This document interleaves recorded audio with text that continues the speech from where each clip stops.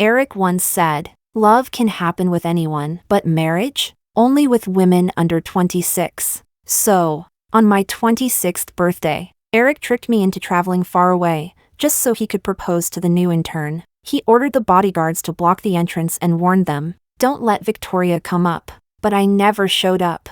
Not even after the proposal ended. And that's when he panicked. The livestream comments flew in. What is the FL doing? Doesn't she know Erick's waiting for her to crash the proposal?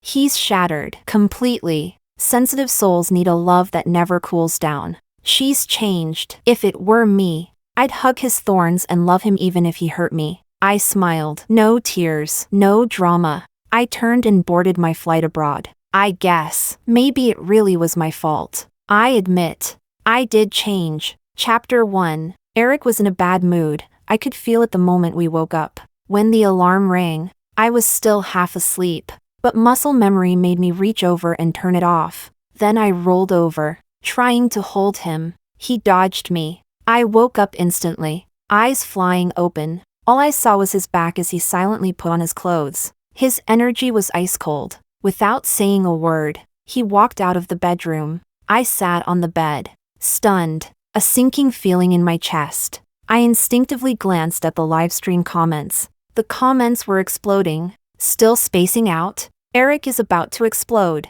Wouldn't you be mad if your partner slept with their back to you all night for no reason? He didn't sleep a wink, stared at her back all night. Nearly cried. Poor Erick. Only the FL can sleep like a log while he suffers. So, he was angry because I turned my back to him last night? But I was exhausted. There was a crisis at the expo yesterday. The new intern messed up the drink order. She got the date wrong. It was supposed to arrive yesterday. But when I called the vendor, they said, "Your order says the 17th. That's 2 days later. I looked at the intern. She had tears in her eyes and burst out crying. I don't know how this happened. I'm so stupid. I can't even do this right. It's all my fault. But I didn't mean to. Stop looking at me like that. I'm tired and under a lot of pressure too. I'm scared I won't get hired. Wah. Everyone's bullying me." I hadn't even said anything yet, and she was already crying and running off. Minutes later, Erick called. The issue already happened. Just fix it. Why make things hard for an intern?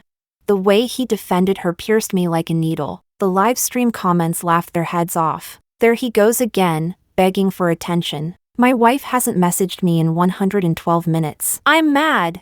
That intern's a fake soft girl. Erick's only using her to trigger the FL. She thinks she's special? LOL. Classic. He talks tough but he's soft as tofu inside. Someone stop him from ripping that money tree. It's going bald. Look at that pitiful face. He just wants wifey to come soothe him. But, how am I supposed to soothe him?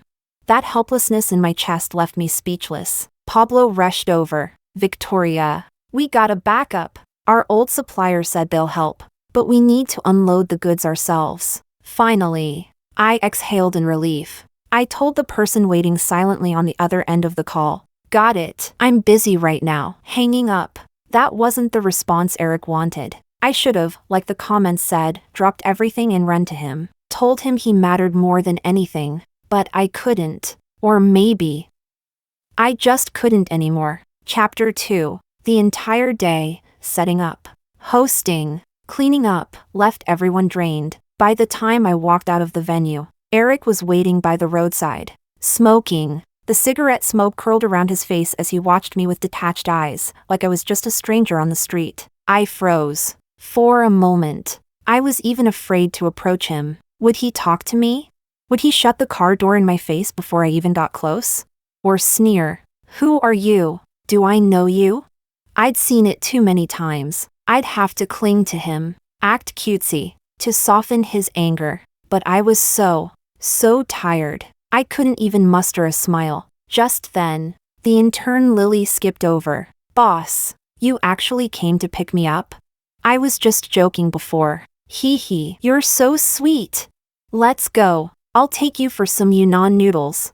I watched Erick curve his lips into a faint smile. He opened the door and shielded her into the car, then got in on the driver's side. Before shutting the door, he paused. He was waiting for me to stop him, waiting for me to kick Lily out. waiting for me to grab his collar and say, "You're mine." But I didn't move. My legs felt like they were made of lead. Finally, the door slammed shut. Erick drove away without looking back. Chapter 3. He didn't take Lily home. He didn't go have rice noodles with her either. He dropped her off by the roadside, said something came up, and drove away. He didn't go home either. His car sat in a parking spot, and he stayed inside like a child who had just been abandoned. The livestream comments told me all of this. The FL is too much. How long is she going to torture the ML? Just one phone call from her and Erick would drop all his pride and come back. But she still won't do it. Does she really think Erick likes the intern? His love has already gone beyond reason. How can she not feel it? I know, right? I really can't feel it. I often can't. But I'm just so tired. I only want to sleep. I don't want to wake up in the middle of the night, startled by his cold, penetrating stare. Finally, I called him. Erick, when are you coming home? Chapter 4. Erick didn't wait for me. By the time I finished getting ready and came downstairs, his car was already gone. I ordered a ride and waited a long time. It was rush hour. In the end, I was still late. I had just sat down when my extension rang. "Come in, I need to talk to you." I opened the office door. Lily was there too. She was holding a meat bun up to Erick's mouth. "This one's so good." "Really, boss? Just try a bite." Erick was leaning away in obvious disgust. But when he saw me walk in, he stopped. Then, putting on a performance, he took a small, polite bite from her hand. I lowered my gaze and pretended I didn't see anything. "You needed to see me?" The comments were still flying. "She's not going to stop this? Has she forgotten? Erick never eats stuffed dough. He's this close to losing it." Those clenched fists, red-rimmed eyes. If the intern weren't there, he might have cried. My heart aches. I just want to possess the FL and run to hug Erick so hard. Finally, Erick spoke. "For the upcoming architecture exhibition, remove someone from the team and add Lily." "What?" I looked up, stunned. He stared at me coldly, his eyes saying clearly, I wasn't mistaken. I took a deep breath. "Why?" Lily piped up timidly. "Victoria, yeah. Please don't blame the boss. It's me. I really need this opportunity." "Shut up. I wasn't talking to you." I snapped, my voice loud, sharp. Lily flinched, clearly terrified, and instinctively ducked behind Erick. He stood up with a dark expression and shielded her. "Victoria, I'm informing you. Not negotiating." "Pablo, his abilities are average anyway." Chat explodes. LOL, Erick is so jealous. All this because his wife ended the call yesterday while talking to Pablo? I can't. This is too funny. I'm melting. This kind of sweet petty love, when will I have it? Sweet? I licked my lips. It tasted bitter. Pablo is great, hardworking, responsible, always takes the lead. His wife's pregnant, had to quit her job due to health issues. He told me if he gets a bonus this time, he'll decorate the baby's room. Maybe not luxurious, but definitely healthy and full of love. I looked at Erick, then at the smug, spoiled Lily hiding behind him. Finally, I gave up. Take me off the project. Add her, but don't touch any other teammates. Erick, I mean it. Not a single one. I turned around and walked out of the company. The comments said Erick went berserk. He smashed his office, kicked Lily out, and even hurt himself. The FL is heartless. Doesn't she know why Erick is so insecure? She was the one who led him out of the darkness. Why won't she hold on now? If you can't love him 100%, why mess with him at all? Chapter 5. I was 8 years old when I moved into Erick's home. My mom had remarried his uncle. They traveled the world all the time, so they left me at the family estate. Officially, I was a young lady. In reality, I was no different from a maid. I followed the housekeeper and nannies, tried to be helpful and sweet. Whenever I helped with chores, they'd treat me well. I first saw Erick during a family banquet. He came with his mom, like a little prince, polite, graceful, distant. But just because he didn't eat a piece of meat his mother gave him, she dragged him into a corner and bit down hard on his arm. "You think I disgust you too?" You're just like your ungrateful father. All of you look down on me. He didn't cry. He didn't even move. He was like a lifeless doll. So pitiful. I gave him the only piece of chocolate I had. The housekeeper told me it was handmade from abroad, super expensive.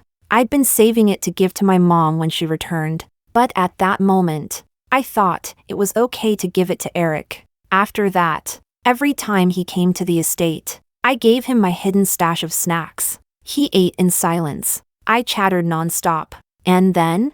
He asked suddenly. That was the first time he spoke to me. I stared at him wide-eyed.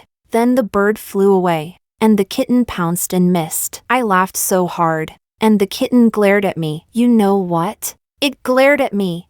Dummy. Yeah, the cat's dumb. I meant you. Time passed slowly. I kept hoping my mom would come back. When she didn't, I hoped Erick would. I saved up so many snacks. I had a whole belly full of stories. Later, Erick came again, but this time, he brought bad news. My mom and his uncle had died in a car crash. I was 11. His family wouldn't keep me. I had no other relatives. They decided to send me to an orphanage. I stared at them all, dazed. I didn't understand how I could lose everything overnight. Only Erick stepped forward and held my hand. I want her. Chapter 6. After leaving the company, I went to a nearby cafe. Sat there for a long time. To be honest, whether or not I was in charge of the exhibition didn't matter to me. It wasn't a job I liked anyway. When I graduated, Erick suggested I work at his company. At first, I refused, so he gave me the silent treatment. He couldn't understand why I didn't accept. Neither could the live stream comments. Erick just can't live without his wife. What's so wrong with that? The FL is too greedy. Why not enjoy life as a pampered little wife? She doesn't even need to work to live comfortably. What's she being dramatic about? But I wasn't being dramatic. Erick was like a cloud, beautiful but untouchable. He changed constantly. I could never grasp him. I always seemed to upset him. And when he was upset, he'd delete my fingerprint access, change the locks, lock me out of the house. And I was so broke. I didn't even have money for a place to stay. I wanted a job, at least when Erick threw me away. I wouldn't starve or end up sleeping on the streets, but I couldn't find one. For 3 months, I sent out countless resumes. Not a single company called me back. My bank account balance was hanging by a thread. Finally, I went to Erick. Can I work at your company? He looked down at me from above, lips curling faintly. I pushed my luck. I asked to join the software development department. Erick refused without discussion and sent me to marketing. So I worked in a department I wasn't good at, doing a job I wasn't suited for. Maybe that's just how work is. You do your tasks, get your paycheck. Don't think too much, don't expect too much. But I couldn't help it. I didn't want just this. It took me a whole year, from hesitation to decision. But now, I'm sure, I'm going back to school. I already got my offer. I have to go. I've always known I would have to leave someday. And after all these years, I'm certain of one thing. Erick was never my destination. Chapter 7. Erick called that afternoon. His voice was calm, emotionless. It's your birthday today. I booked a flight for you. Didn't you always want to see the ocean? You go first. I'll come find you after I finish my work. I thought, maybe this was the right moment. I'd wait until after my birthday, then tell Erick everything. He wouldn't want me to leave, but he wouldn't stop me either. All I had to do was not look back. So, I boarded a flight, traveled far away. I waited for Erick for 4 hours, called him 3 times. He didn't pick up once. On the 5th try, his assistant answered. Victoria? Erick? Is he there? He's preparing a proposal scene. He's going to propose to Lily. The moment I heard that, my ears rang. I sat in silence for a long time, hung up, then sat by the sea. The chat was laughing. She didn't see that coming. Seriously, it always takes losing something to realize its value? Relax. This is just Erick's test. If the FL rushes back now and crashes the proposal, it'll become her proposal. My phone buzzed. It was a message from one of Erick's friends. 2 videos. In the first one, Erick was smoking by a balcony. Only his side profile showed. You're really going to propose to the intern? What about Victoria? He smiled faintly. You don't get it. You can date anyone, but I only marry women under 26. Today is Victoria's 26th birthday. 2 seconds of silence. Then everyone burst into laughter. The second video showed his back. A group of bodyguards stood in front of him. Look carefully at her photo. Don't let her up here. After the videos came a message. Victoria, now you've seen it. My advice? Don't come back, unless you want to make a fool of yourself. I didn't need to read the comments. I knew Erick had arranged all of it. It was his usual tactic. Slap me with one hand, then offer a candy with the other. Force me to the edge, then wait for me to climb back out. Just to prove I loved him, and I had proved it. Many times, but it was never enough. I remembered what our teacher told us before the college entrance exam. Learn to let go of unsolvable problems. Spend your energy on questions you can answer. Success isn't about getting everything right, it's about scoring the most within the rules. I used to understand that. Then I forgot. But now, I think, it's not too late to remember. Chapter 8. It took me 2.5 hours to get back to Beijing from thousands of miles away. Another 45 minutes to get from the airport to the place Erick and I shared. I packed the essentials, gathered my documents, didn't even fill up one suitcase. Before leaving, I deleted my fingerprint from the door lock. A childish act of revenge. I stood at the door, laughing at myself for a while. And finally, I turned and left. Another hour and a half later, I arrived at the airport. The livestream comments exploded again. What is she doing? Doesn't she know Erick's waiting for her to crash the proposal?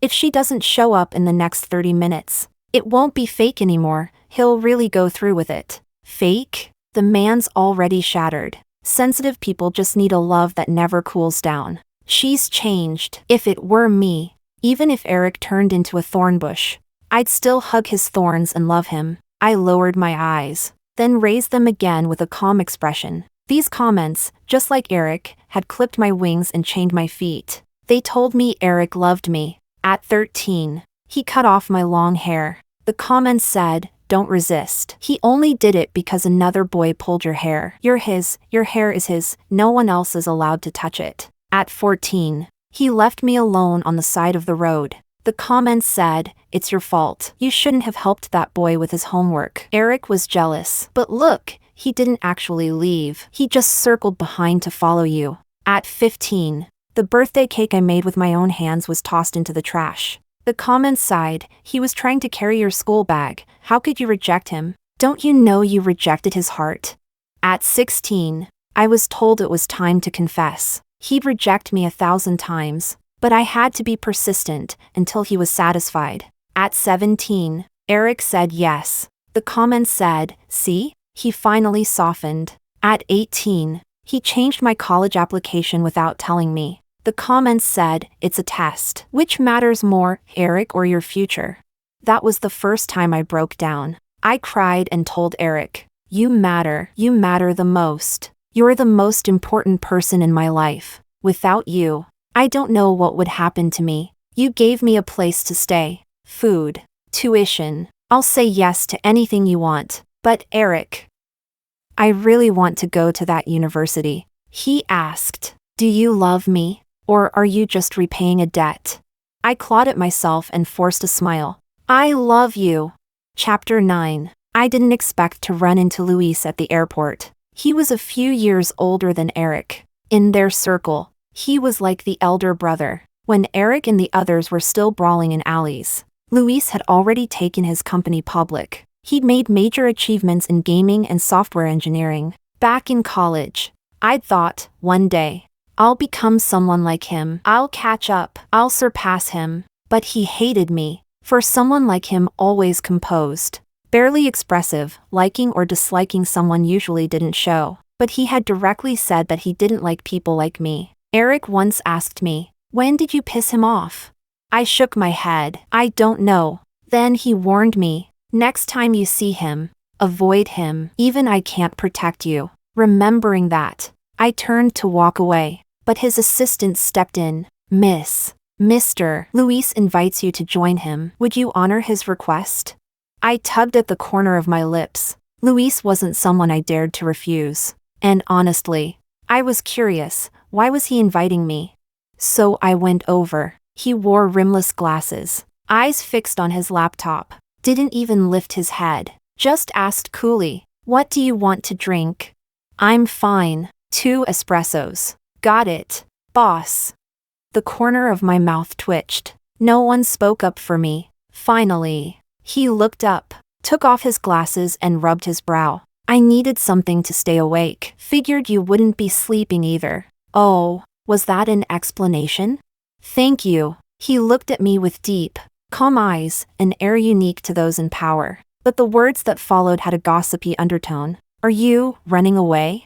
I looked at him, surprised. He raised an eyebrow. "At this timing, seeing you here, that's the only guess I can make." I was even more surprised. "You know?"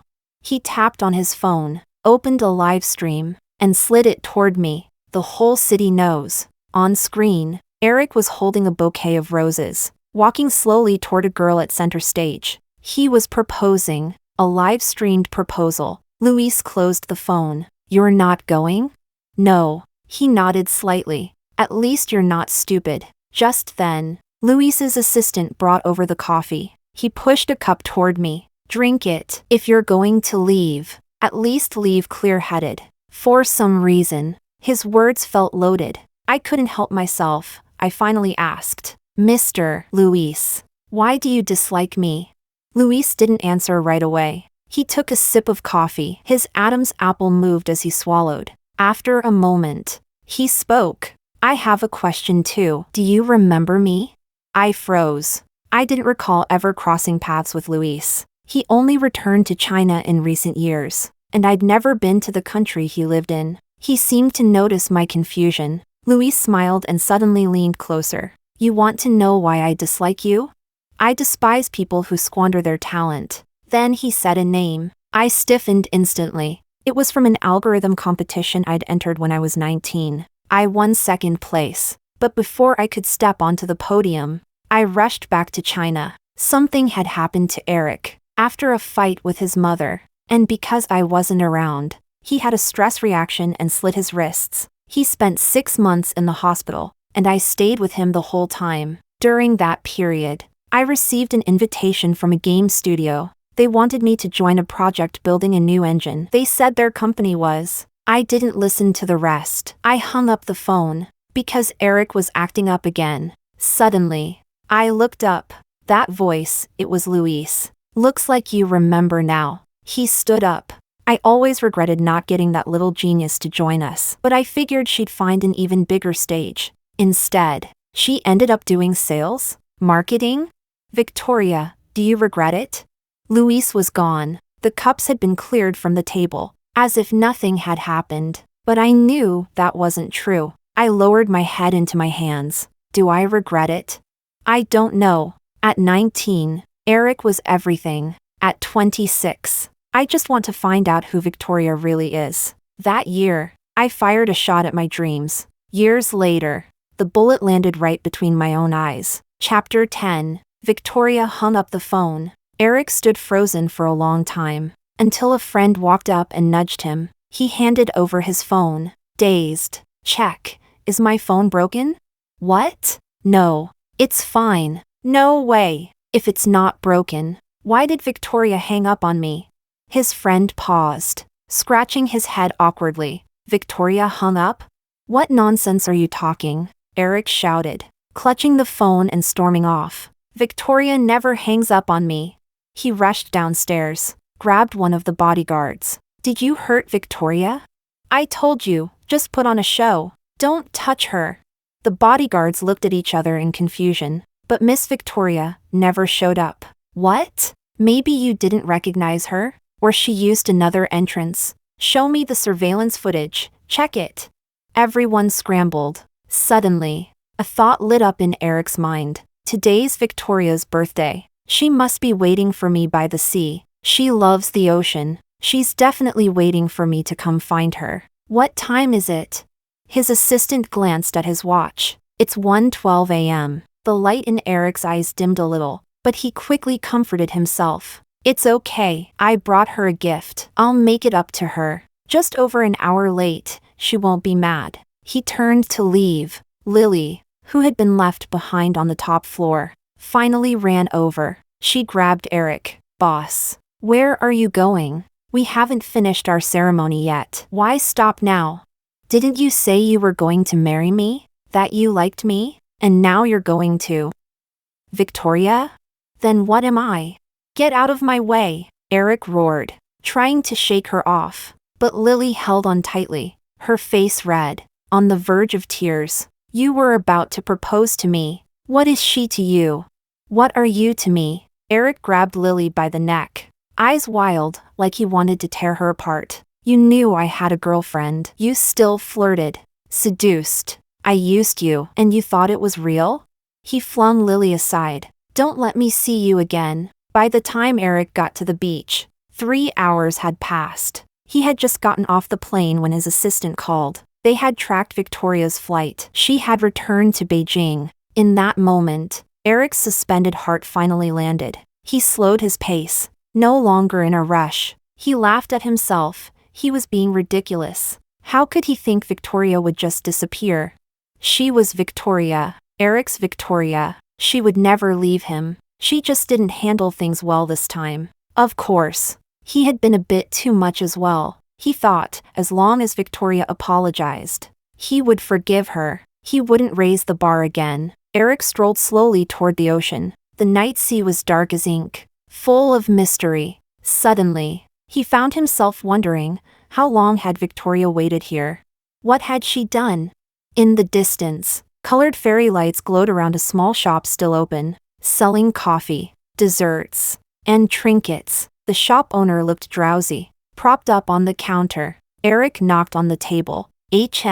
What would you like? Can I see your surveillance footage? Did you lose something? My girlfriend's missing. The kind shopkeeper quickly pulled up the camera feed. Soon, Erick saw Victoria. She wore simple long pants, a t-shirt. Her hair was tied loosely, her figure delicate. She stood by the sea for a while, then found a place to sit. Sometimes she looked out at the water, sometimes at her phone.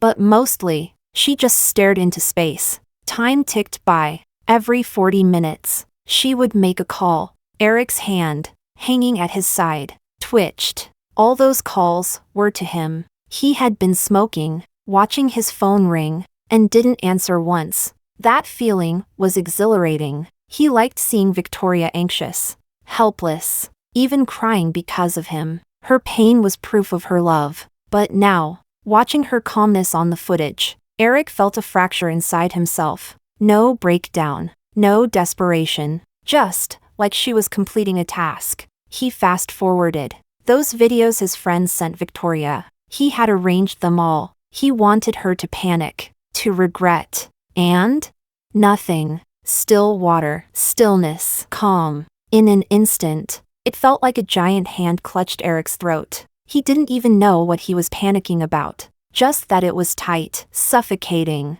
like a thunderstorm was looming, black clouds pressing down, air about to collapse. At that moment, he had only one thought. He had to see Victoria, but Victoria was gone. Her flight data confirmed she returned to Beijing, but she wasn't home, wasn't at the company. Then, where could she be? Erick sat in the living room from midnight until dawn. His assistant, drenched in sweat, shook his head. Boss, I'll keep searching. Erick's face darkened as he hurled the glass in his hand. Don't bother. Let her go. If she dares run away from home, she'd better be ready. This time, Victoria had truly made him angry. He wanted to see, in all of Beijing, where else could she go besides being by his side? Chapter 11. This is my 13th day abroad. I left in a rush. Looked like I was determined to abandon everything and start anew. But deep down, I knew, all that decisiveness was just a trick to push myself through the fear. I was afraid. Leaving a place, going somewhere unfamiliar, was painful for me. As a child, my life was unstable. No matter where I went, I always felt like a guest. So I'd create a little corner for myself. all my belongings piled there. That was my safety. After Erick took me in, I did the same. He hated it. Why can't you hang your clothes properly? This nice room, why make it look like a dog's den? He tried to change me, and I obeyed on the surface, at least. But in truth, all these years, what really belonged to me was just one suitcase I could always carry. This was the mental rehearsal I'd repeated for years, and also the thing I feared most. This time, I didn't give myself time to think. I forced myself into action, and it wasn't that bad. Finding a place, getting used to the area, buying what I needed. Once you begin, nothing feels quite as impossible. And on the 8th day, something odd happened. I couldn't see the live stream comments anymore. That day was my birthday. Instead of crashing a wedding, I chose to leave the country, and the comments turned vicious. They cursed me, asked over and over, why can't you treat Erick better? He was so pitiful, so broken. He finally gave you his heart, why couldn't you catch it? Why did you hurt him? Why make him sad? The voices grew louder, denser. They urged me to go back, to find Erick, to apologize, to save him, to love him. They surged like a tide, overwhelming me completely. I buried myself under the blanket, shut my eyes, covered my ears. I forced myself to ignore them, to blur everything before me. I was busy. There was so much to do. Finding housing wasn't easy. People everywhere took advantage of outsiders. They preyed on your lack of experience, your unfamiliarity. They inflated prices, sold inferior goods as premium. I went to countless places, compared endlessly, and finally made a decision. Those days, I was so exhausted I'd fall asleep the moment I lay down. Right before sleep, I kept feeling like something was missing. It wasn't until the next morning, when I sat up in bed, that I realized the comments were gone. Just a few scattered ones, shouting, Erick hasn't been able to sleep through the night. What does the FL want? Is she trying to push him to death? She'll regret this. She'll pay the price. I turned my head, got up, and washed my face. This rental apartment wasn't a home, but when the landlord placed the keys in my palm, my eyes suddenly welled up. I wanted to buy a blanket for the couch, and a throw pillow. That way I could curl up and read. The desk needed a lamp, maybe even a small vase. I wanted a big bowl, big enough to hold all the food at once, because that's how I wanted to eat. Maybe a rug by the bed too, so when I stepped on it barefoot, it would feel soft and warm. I walked so many places, took so many steps. Everything I brought back to that rental place was carefully picked by me, day by day. The places I'd walked were carved into my memory. The streets, the shops, the people. This place started to feel familiar, until the 8th day. I sat down to drink a quiet cup of coffee. A skater zoomed past. A street musician began to sing. The breeze brushed my cheeks. I stood up, ready to leave, and suddenly realized the comments were gone. Panicked, I looked around again and again, and finally, I knew for certain they were really gone. Was it just today? Or had they disappeared even earlier? I didn't know, but in that moment, I lost control, squatted down, wrapped my arms around myself, and sobbed uncontrollably. 8 days, just 8 days. The comments that had haunted me for decades vanished. So in the end, what trapped me all these years? Was it the comments? Was it Erick? Or was it me? Chapter 12. Erick didn't truly realize Victoria was gone until a month and a half later. At first, he was sure she would show up again soon. Victoria had always been easy to read, kind, innocent, insecure, a classic people pleaser. A child like that was simple to control. All you had to do was be slightly nice to her. She'd cling to you forever, make her feel you needed her. She'd give you everything. But this child had sharp teeth too. She was too smart, picked up everything fast, top of the class. The more she knew, the more likely she'd bite back. So Erick always alternated, one sweet, one slap. He couldn't treat her too well, she'd get spoiled. Couldn't treat her too poorly either. If it hurt too much, she'd run. Over the years, Erick thought he managed it perfectly. Victoria would come back. She needed him, and she knew he needed her too. Just like a baby elephant chained up from birth. Even when the chain's removed, it never runs. But the days passed. No word from Victoria. Erick grew more silent, smoked more, snapped more easily. One day, as he passed the marketing department, he heard someone say, "This client used to be handled by Victoria, yeah, but her number's not working. What should we do?" Erick's face instantly darkened. He kicked over the potted plant by the door. "If you can't do it, then quit." "What? The company can't run without Victoria?" From then on, Victoria's name became forbidden in the office. Erick started losing sleep. At first, he just couldn't fall asleep. Later, he'd jolt awake midnight. He heard her voice. She opened the door, said, "I'm back." Erick ran down, scolding coldly. "So you do remember how to come home?" But, no Victoria. Nothing. He didn't believe it. He pulled the home security footage, asked the building management for surveillance. "Sir, she really didn't come back. Maybe you imagined it?"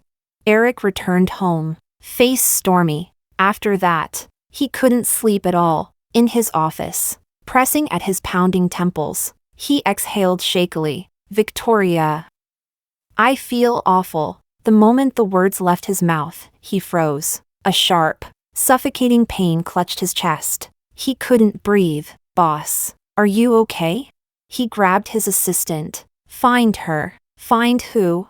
"Victoria." Chapter 13. It was a 1.5-year taught degree abroad. During that time, I pushed my former glory as a runner-up in an algorithm competition to the limit. They say a true hero doesn't brag about past triumphs, but a triumph is still a triumph. If it's useful, why not use it?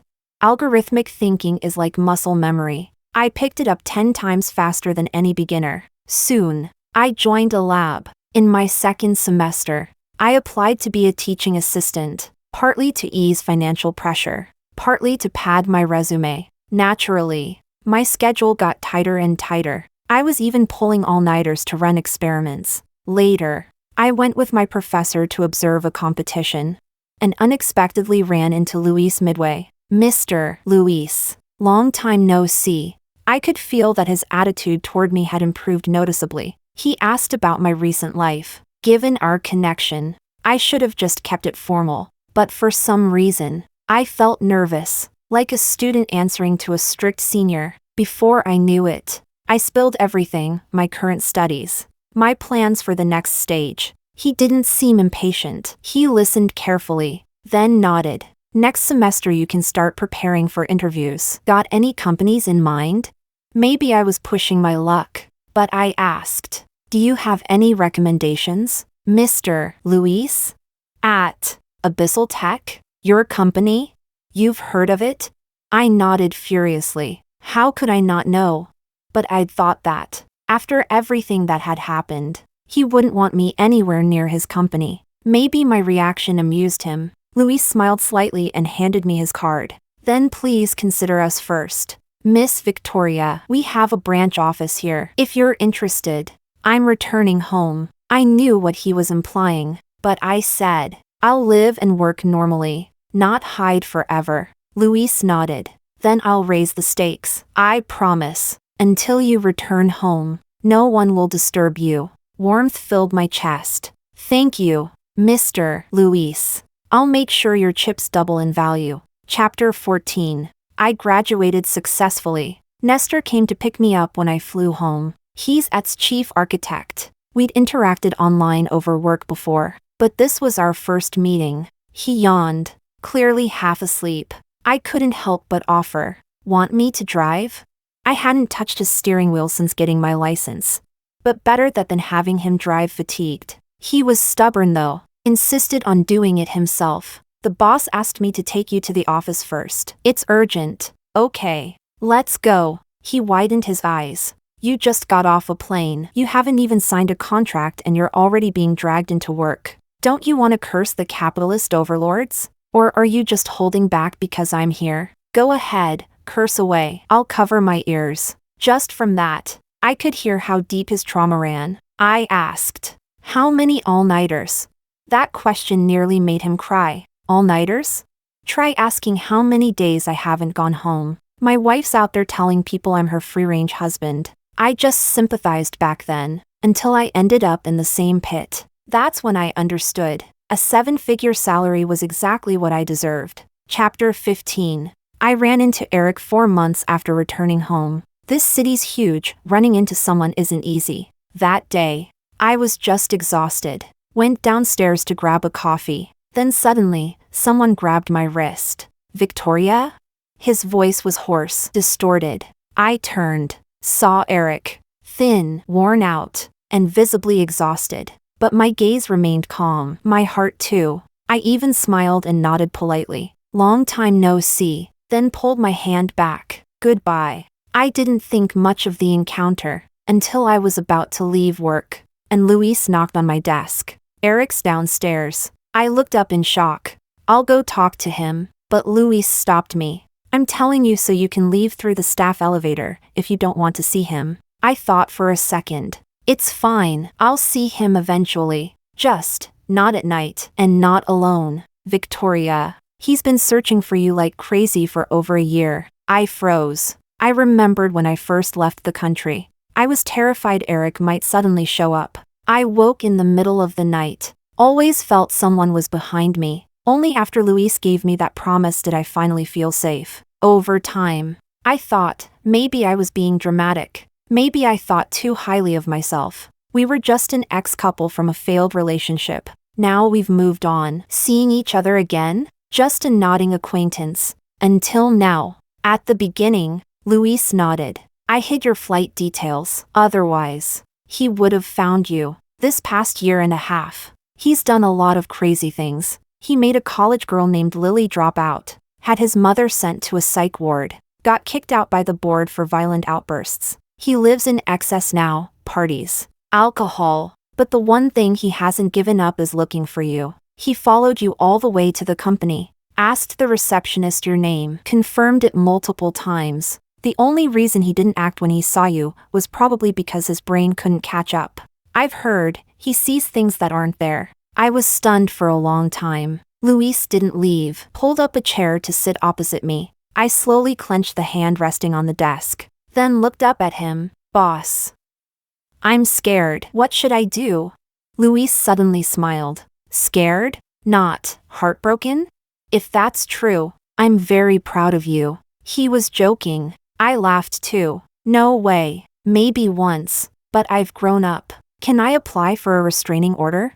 He stood up. Come on. I'll drive you home. Chapter 16. Erick waited for me for 3 days. That was the limit of his patience. On the afternoon of the 3rd day, he began forcing his way in. Luis told me to ignore everything and just focus on creating value. He, on the other hand, chose to call the police. Erick was taken away because he hit one of the security guards. He was detained for 7 days. 7 days later, he didn't show up again, but I wasn't naive enough to think he'd learned his lesson, and I couldn't live forever watching over my shoulder. In the end, I chose to face him directly. I called. The moment I said hello, he laughed. Luis. So it was Luis. He took you. Hid you? No wonder. No wonder I couldn't find you no matter what. Victoria. How dare you?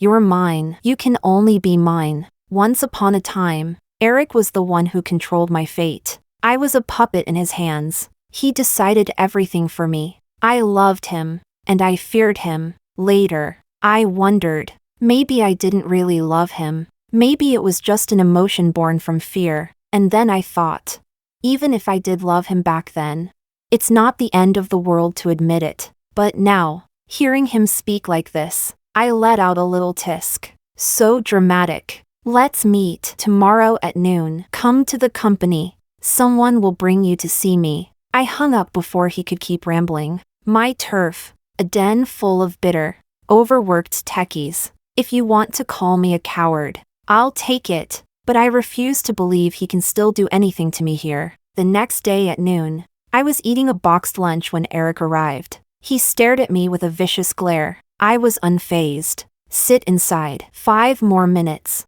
I kept eating. eyes still fixed on a running script. When I finished the last bite, the program completed. Then I got up and entered the meeting room. As soon as the door closed, Erick lunged toward me. "Don't try it." I raised my hand. In it, something small from our dev team. "Homemade gadget. Won't kill you, but will knock you out cold." Erick froze. I could see his chest heaving, his jaw clenched, fists tight. His eyes looked at me like I'd killed his family. He probably had 1,000 things to say, but I didn't have much to say. So I spoke first. "Let's cut to it. Name your price. What do I have to do for you to stop harassing me?" "Impossible," Erick growled. "You owe me, Victoria. You don't just get to walk away." I pursed my lips, scoffed. "My mom died in a car crash. Back then, one human life cost around 500,000 to 800,000 yuan. You got the money. That should more than cover all the years of food, clothes, and housing your family gave me." Erick froze. He hadn't expected me to say that. "You're talking about money now? Is that all you think you owe me, Victoria? If it weren't for me, do you know what would have happened to you?" That was true. Back then, suggesting they send me to an orphanage was already considered kind. Some of Erick's relatives had started eyeing me openly. Her mom was a real looker, and this one's already turning out good. Give her a few more years, what a waste to send her off. Might as well keep her. Those words haunted me. So when Erick showed up back then, he became my savior. But I gave you 14 years of my life. I was your emotional dumpster, your punching bag, your bedmate. That's enough to repay any life-saving grace. Victoria, do you even hear yourself? Is that what all those years mean to you? Just a garbage bin, a scapegoat, and a sex toy? That one hit hard. When I talk about love, you talk about debt. When I talk about debt, you bring up love. That's called being manipulative. Erick, look it up. He suddenly stopped, lowered his head, let out a trembling laugh. When he looked back up, his eyes were red. "Victoria, say my name again." He's lost it. Chapter 17. My face turned cold as I looked at Erick. His eyes were filled with pain and madness. This conversation was going nowhere. I turned to leave. Panic flashed across his face. He tried to move toward me again, but I raised the device, and he froze once more. Finally, he took a deep breath. "Victoria, I was wrong. I was a mess before. I've changed. Just come back. Let's start over." "Victoria, even if it's just out of pity." He trembled as he rolled up his sleeve, revealing cut after cut on his wrist. "I'll die. Without you, I'll die." I stared at those cuts for a long time. When Erick saw that, he thought I was moved. His eyes lit up with hope. But I said coldly, "Too shallow." "What?" "Too shallow to scar. Wrong technique." All emotion drained from Erick's face. I stayed cold, then slowly rolled up my own sleeve. This is the kind of depth that leaves a scar. In that moment, Erick stopped breathing. He trembled, tried to reach out, but recoiled like he'd been electrocuted. Why? Those 3 words were the most honest thing he'd said today, and I just found it funny. Funny how humans can lie to themselves for so long. They end up believing it. You really don't know why? You don't remember when I cut myself? You don't know which scar came from what? You know, and the fact that I'd rather slit my wrist than leave you. That's how you proved I loved you, right?